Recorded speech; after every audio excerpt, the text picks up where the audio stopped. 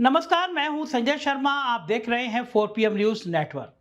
नितिन नवीन ने अपनी नई टीम क्या बनाई, पुराने लोग बिल्कुल बगावत पे आ गए।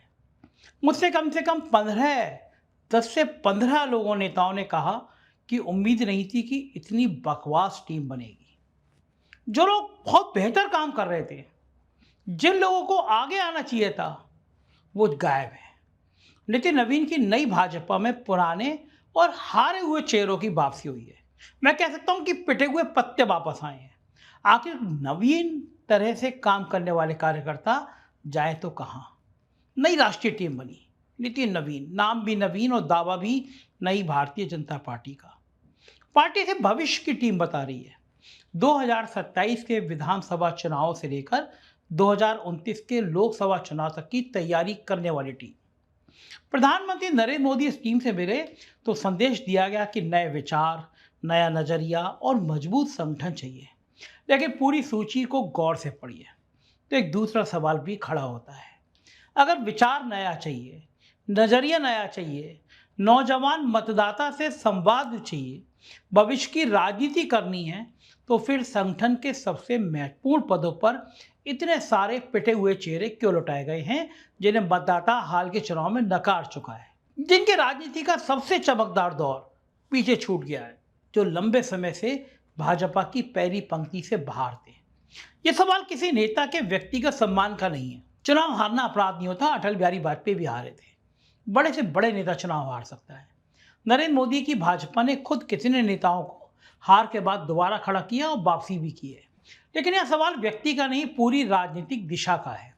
जब किसी पार्टी का राष्ट्रीय अध्यक्ष देश को यह संदेश दे कि वो भविष्य की टीम बना रहा है, जब पार्टी जन जी तक पहुंचने के अभियान की बात कर रही हो, तो संगठन में नई ऊर्जा लाने की बात हो, तब स्वाभाविक सवाल उठता है, क्या भाजपा को अपने लाखों करोड़ों कार्यकर्ताओं और दूसरी तीसरी पंक्ति में एक भी नई ऐसी राजनीतिक प्रतिभा दिखाई नहीं दे रही है जिसे देश के सामने बड़े पद पर रखा जा सके। हारने वालों को इनाम, तो जीतने वाले कार्यकर्ता क्या समझे। सबसे चर्चित वापसी स्मृति ईरानी की है। गोदी मीडिया बहुत बढ़िया मैनेज की थी स्मृति ईरानी ने। उन्हें राष्ट्रीय महामंत्री बनाया गया है। वही स्मृति ईरानी जिन्होंने 2019 में अमेठी में राहुल गांधी को हराकर भाजपा के लिए एक असाधारण राजनीतिक विजय हासिल की थी। उस जीत ने उन्हें भाजपा के सबसे बड़े चेहरों में पहुंचा दिया था। लेकिन राजनीति केवल पुराने मेडल देखकर नहीं चलती। 2024 के लोकसभा चुनाव में अमेठी के मतदाताओं ने उन्हें कांग्रेस के किशोरी लाल शर्मा के हाथों लगभग 2.25 लाख वोटों से हरा दिया। स्मृति ईरानी खुद किशोरी लाल शर्मा के लिए आपत्तिजनक ट्वीट करती थी, राहुल गांधी का नौकर बताती थी, लेकिन उन्हीं किशोरी लाल शर्मा ने स्मृति ईरानी का बोरिया बिस्तर गोल कर दिया। उसके बाद वो मोदी सरकार से बाहर रही और काफी समय तक भाजपा के केंद्रीय संगठन की पहली पंक्ति से भी दूर रही। अब उन्हें उत्तर प्रदेश विधानसभा चुनाव से ठीक पहले भाजपा की राष्ट्रीय महामंत्री बनाकर वापस किया गया। सवाल यह नहीं है कि स्मृति ईरानी को पद क्यों मिला। सवाल यह है कि भाजपा के हजारों युवा नेताओं में ऐसा कौन सा अकाल पड़ गया कि राष्ट्रीय महामंत्री जैसे शक्तिशाली पद के लिए फिर उसी चेहरे पर लौटना पड़ा जिसे कुछ समय पहले मतदाताओं ने साफ तौर पर खारिज किया था। स्मृति ईरानी अकेली नहीं है।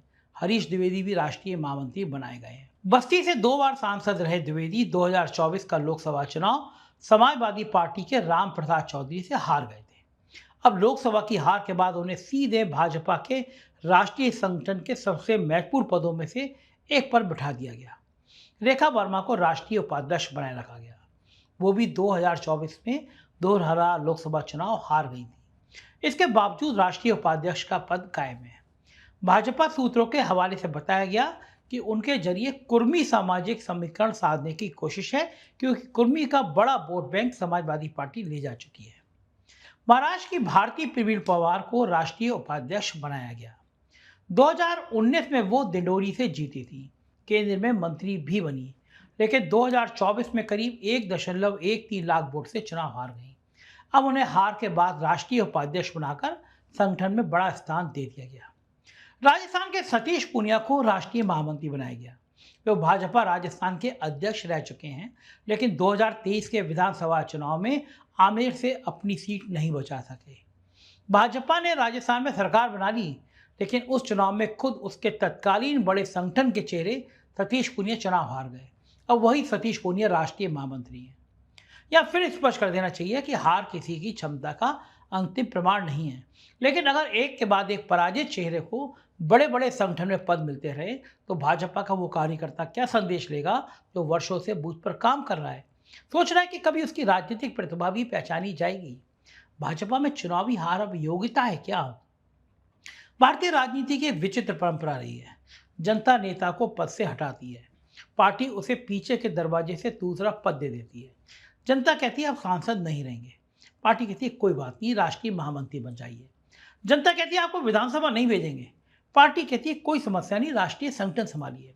जनता कहती है हमारा प्रतिनिधित्व कोई दूसरा करेगा, पार्टी कहती है लेकिन देश भर के कार्यकर्ताओं का नेतृत्व आप ही करेंगे। लोकतंत्र के लिहाज से ये विरोधाभास विचार करने योग्य है, क्योंकि चुनाव परिणाम केवल सीट का परिणाम नहीं होता, वो जनता की राजनीतिक प्रतिक्रिया भी होता है। अगर कोई बड़ा नेता चुनाव हारता है तो पार्टी को यह जरूर जांचना चाहिए कि वो क्यों हारा, जनता उससे नाराज क्यों हुई, संगठन की कमी थी, उम्मीदवार की समस्या थी, स्थानीय समीकरण थे या नेतृत्व से दूरी थी। लेकिन हमारे यहाँ उल्टा होता दिखाई देता है। हार के बाद आत्ममंथन कम और पुनर्वास जल्दी हो जाता है, और यही भाजपा की नई टीम का सबसे बड़ा सवाल है। नितिन नवीन युवा हैं, मगर कमान किसी पुराने राजनीतिक ढांचे के हाथ में है। नितिन नवीन को भाजपा की नई पीढ़ी का प्रतीक बनाकर प्रस्तुत किया गया। 46 साल के अध्यक्ष के रूप में उनकी नियुक्ति को पीढ़ीगत बदलाव की तरह पेश किया गया। लेकिन टीम के सबसे शक्तिशाली परत पर नजर डालिए। राष्ट्रीय उपाध्यक्ष, राष्ट्रीय महामंत्री, संगठन महामंत्री वाला हिस्सा वो है जहां वास्तविक राजनीतिक वजन है। उपलब्ध आयु संबंधी विश्लेषण के अनुसार इस शीर्ष स्तर पर बड़ी संख्या 60 साल के आसपास या उससे ऊपर के नेताओं की है। राष्ट्रीय महामंत्रियों और उपाध्यक्षों की शीर्ष परत में 40 साल से कम उम्र का कोई चेहरा नहीं बताया गया है। तो फिर सवाल है, अध्यक्ष युवा होने भर से क्या संगठन युवा हो जाता है? कार का बोनट नया लगा देने से क्या इंजन नया हो जाता है? भाजपा के पास आज देश का शायद सबसे बड़ा राजनीतिक कैडर है। विद्यार्थी परिषद से निकलने वाले हजारों युवा हैं। युवा मोर्चा है, जिला पंचायत, नगर निगम, विधानसभा संगठन में 20-20 साल काम कर चुके लोग हैं। ऐसे विधायक हैं जिन्हें जैन जी बहुत पसंद करता है, जिन्होंने अपनी एक पहचान बनाई है, पहली बार जीत के आए हैं लेकिन एक इतिहास बना दिया है। डिजिटल राजनीति समझने वाली पूरी पीढ़ी है। गांव में बूथ संभालने से लेकर सोशल मीडिया पर विचारधारा की लड़ाई लड़ने वाले कार्यकर्ता हैं। फिर जब राष्ट्रीय स्तर पर वास्तविक शक्ति बांटने का समय आया तो वही स्थापित नाम क्यों? 51 नए पदाधिकारी हैं, फिर शिकायत क्या है? यहाँ एक तथ्य भाजपा के पक्ष में भी रखा जाना जरूरी है। 65 सदस्यीय राष्ट्रीय टीम में 51 पदाधिकारी नए बताए गए हैं। यानी ये कहना सही नहीं होगा कि पूरी टीम पुराने लोगों से भर दी गई है। 6 पदाधिकारी 40 साल से कम और 15 लोग 40 से 49 साल के बताए गए हैं। महिलाओं, आदिवासी समाज, पूर्वोत्तर और अलग अलग क्षेत्रों को भी प्रतिनिधित्व देने की बात की गई है। लेकिन यही भाजपा का असली खेल समझ में आ जाता है। नए चेहरे कहाँ हैं और एक्चुअल में शक्ति कहाँ है? नीचे की कतार में नए नाम भर देने से और ऊपर की कमान पुराने राजनीतिक लोगों के हाथ में रखने के बीच में फर्क होता है। राष्ट्रीय सचिव बना देना और राष्ट्रीय महामंत्री बनाना समान राजनीतिक शक्ति नहीं देता। युवा चेहरों की सूची में स्थान देना और फैसले लेने वाली मेज पर बैठाना दो अलग अलग चीजें हैं। सवाल यही है कि भाजपा ने भविष्य की राजनीतिक नेतृत्व श्रृंखला तैयारी की या फिर केवल पुराने शीर्ष नेतृत्व के नीचे नई सजावट कर डाली। राम माधव की वापसी भी दिलचस्प है, बहुत दिलचस्प है, बहुत ही दिलचस्प है। एक दौर में वो भाजपा के अत्यंत शक्तिशाली राष्ट्रीय महामंत्री थे। पूर्वोत्तर से लेकर जम्मू कश्मीर तक की भाजपा की रणनीति में बड़ी भूमिका निभाते थे। फिर 2020 में जेपी नड्डा की टीम से बाहर हो गए। लंबे समय तक केंद्रीय संगठन की पहली पंक्ति से गायब रहे और राष्ट्रीय उपाध्यक्ष बनाकर वापस लाए गए। राम माधव चुनाव हार कर नहीं लौटे, इसलिए उन्हें चुनाव हारे नेताओं की श्रेणी में रखना गलत होता।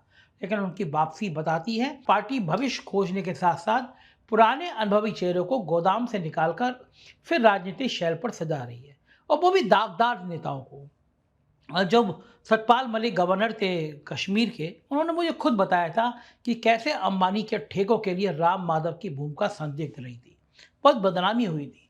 राम माधव को किनारे किया गया था, लेकिन भाजपा की वॉशिंग मशीन ऐसे दागदार लोगों की वापसी कर देती है। अब तीरथ सिंह रावत की वापसी देखिए। उत्तराखंड के मुख्यमंत्री बनाए गए थे, कुछ ही महीनों में मुख्यमंत्री पद छोड़ना पड़ा, और विडंबना देखिए, इस समय एक हारे हुए विधायक को मुख्यमंत्री बनाया गया धामी को, जिनकी सरकार भ्रष्टाचार के गले गले तक डूबी हुई बताई जाती है। लंबे समय तक राष्ट्रीय राजनीति की पहली पंक्ति में नहीं दिखे, अब राष्ट्रीय उपाध्यक्ष बना दिए गए। वसुंधरा राजे वर्षों से राजस्थान भाजपा की सबसे बड़ी नेताओं में है। उनका अपना जनाधार है, विधायक हैं और उन्होंने चुनाव हारा नेता कहना गलत नहीं होगा। लेकिन नई पीढ़ी के संगठन में उन्हें फिर राष्ट्रीय उपाध्यक्ष बनाए रखना यही बताता है कि भाजपा अभी पुराने शक्ति केंद्रों को छोड़ने के लिए तैयार नहीं है। यानी टीम में प्रयोग भी है और पुराने समीकरणों का भय भी है। क्या भाजपा को अपने ही कार्यकर्ताओं पर भरोसा कम हो गया है? भाजपा जिस चीज पर सबसे ज्यादा गर्व करती रही है वो उसका कैडर है। कांग्रेस पर भाजपा वर्षों तक आरोप लगाती रही है कि वहां परिवार के बाहर किसी कार्यकर्ता के लिए ऊपर पहुंचना मुश्किल है। भाजपा कहती थी कि हमारे यहाँ चाय बेचने वाला प्रधानमंत्री हो सकता है, साधारण कार्यकर्ता राष्ट्रीय अध्यक्ष बन सकता है। यह भाजपा की राजनीतिक ताकत रही भी है। मगर अब उसी भाजपा के कार्यकर्ताओं को अगर ये दिखने लगे कि चुनाव जीतकर बूथ मजबूत करके 20 साल संगठन में पसीना बहाकर भी राष्ट्रीय स्तर पर जगह पाने का रास्ता छोटा है और राष्ट्रीय पहचान वाले पुराने नेताओं के लिए हारने के बावजूद बड़े पद सुरक्षित हैं, तो उसकी मनस्थिति क्या होगी? कार्यकर्ता सम्मान से काम करता है, वो सिर्फ पोस्टर लगाने वाला मजदूर नहीं होता। उसे भी राजनीतिक आकांक्षा होती है। उसे भी लगता है कि पार्टी उसकी मेहनत देख रही है। अगर ऊपर की कुर्सियां घूम फिरकर एक सीमित राजनीतिक वर्ग के बीच बांटी जाएगी तो कार्यकर्ता के भीतर निराशा पैदा होना स्वाभाविक है। भाजपा को जाति समीकरण चाहिए या प्रतिभा? नई टीम को देखें तो एक और बात साफ दिखाई देती है। हर नियुक्ति के पीछे कोई ना कोई सामाजिक गणित बताया जा रहा है, जाति का गणित बताया जा रहा है भी सही। चुनाव जाति पर आधारित हो गए हैं तो बीजेपी क्यों पीछे रहे?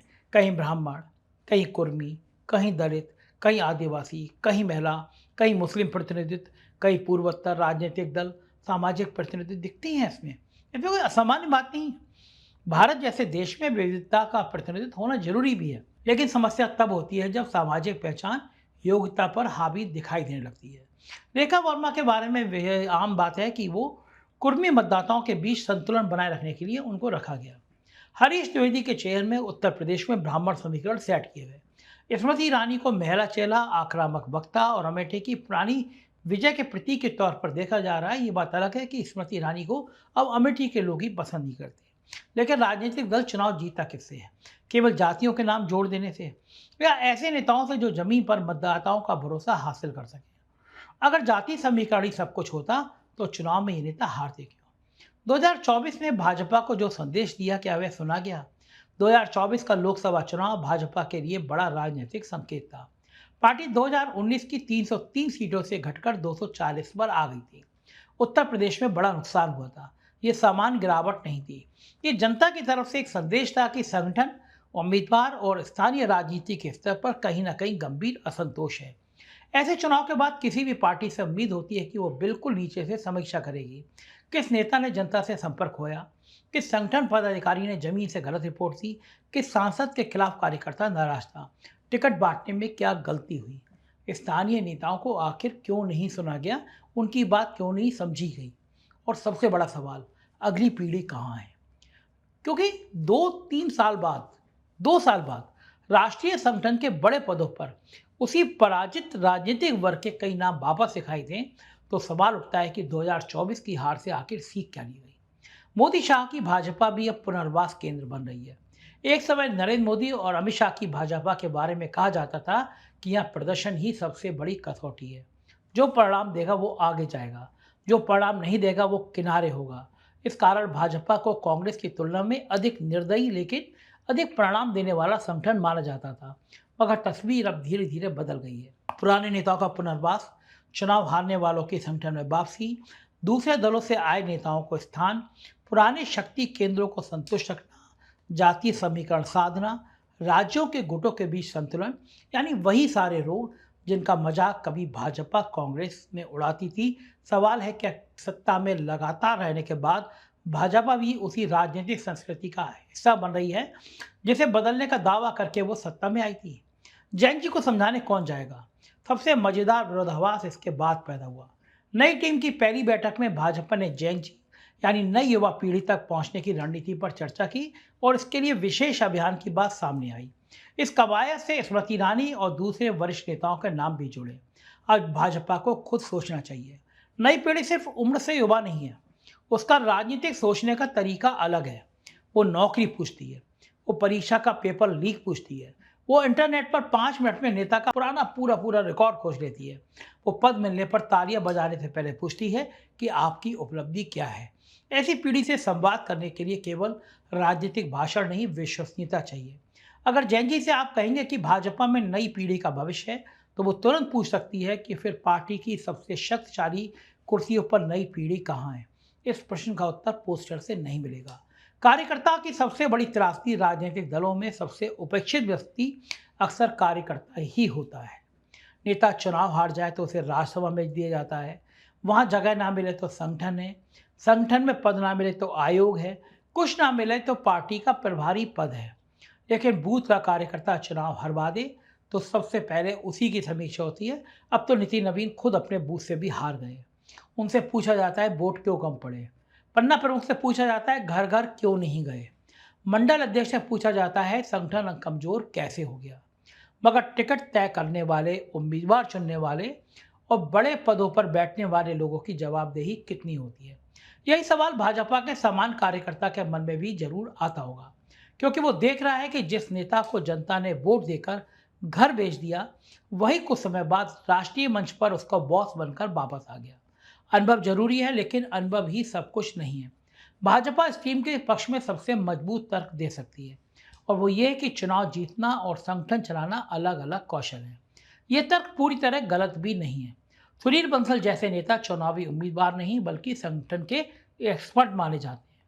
विनोद तावड़े भली पैसे बांटते मिले दिखाई देते हों, महाराष्ट्र में भली यूपी के संग खराब व्यवहार होता हो, लेकिन उनका संगठन का अनुभव अलग है। राम माधव की तो कहानी अलग ही है। स्मृति ईरानी और सतीश पूनिया काम करते रहे हैं। मैं ये नहीं कह रहा कि अनुभव को कूड़ेदान में फेंक दीजिए, लेकिन अनुभव और जड़ता के बीच बहुत महीन अंतर होता है। अनुभव तभी उपयोगी है जब उसके साथ नई प्रतिभा को वास्तविक अधिकार दिया जाए। अगर हर बड़ी कुर्सी अनुभव के नाम पर पुराने लोगों के लिए आरक्षित रहेगी, तो नई पीढ़ी अनुभव हासिल कैसे करेगी? उसे कप्तानी कब मिलेगी? अगर खिलाड़ी को हमेशा नेट प्रैक्टिस ही कराते रहेंगे और मैदान में वही पुराने खिलाड़ी उतरते रहेंगे, तो नई टीम कभी बनेगी नहीं। नितिन नवीन की असली परीक्षा यही है। उनका नाम इतिहास में केवल इसलिए नहीं लिखा जाएगा कि वो कम उम्र में भाजपा अध्यक्ष बन गए। उनकी सफलता इस बात से तय होगी, क्या उन्होंने भाजपा की अगली पीढ़ी तैयार की? क्या उन्होंने ऐसे 10-20 नेता देश को दिए जिन्हें आज कोई नहीं जानता, लेकिन 5 साल बाद पूरा भारत जानता हो? क्या उन्हें संगठन के मेहनती कार्यकर्ताओं के लिए ऊपर जाने का रास्ता खोला?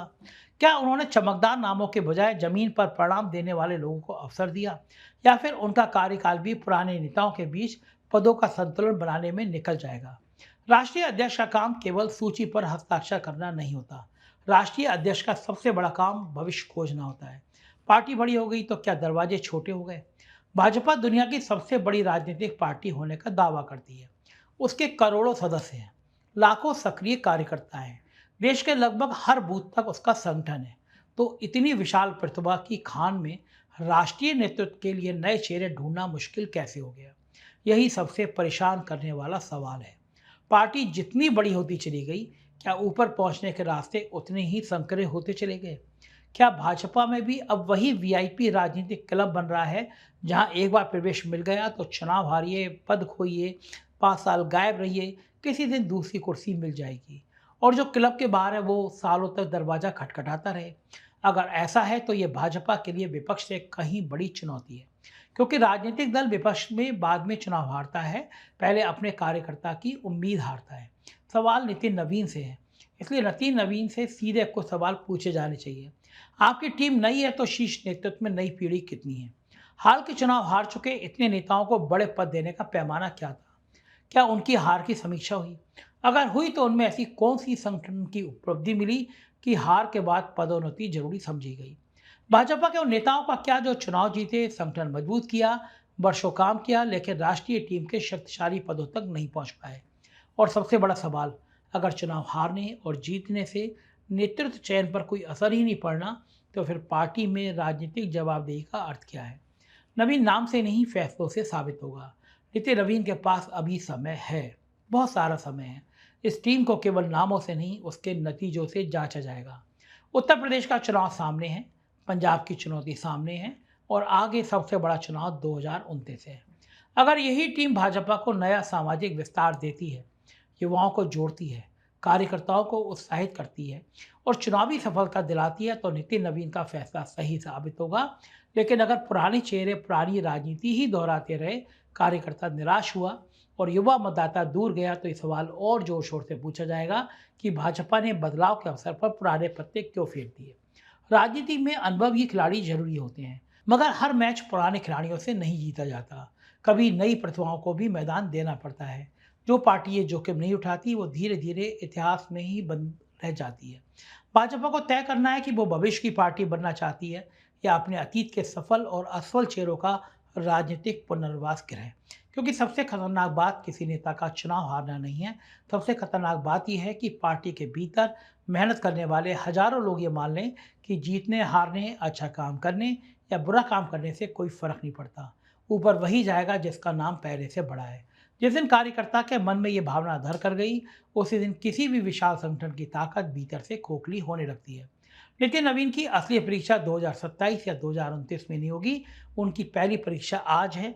उन्हें साबित करना होगा भाजपा में वास्तव में नवीन के लिए जगह है, सिर्फ अध्यक्ष के नाम में नहीं, नेतृत्व की पूरी सोच में। देखना होगा ये हो पाएगा या नहीं हो पाएगा। फिलहाल तो नई बोतल में पुरानी शराब है। आप क्या सोचते हैं, मुझे ज़रूर बताइएगा। चैनल को सब्सक्राइब करना और नीचे ज्वाइन बटन दबाना ना भूलें। शुक्रिया, थैंक यू।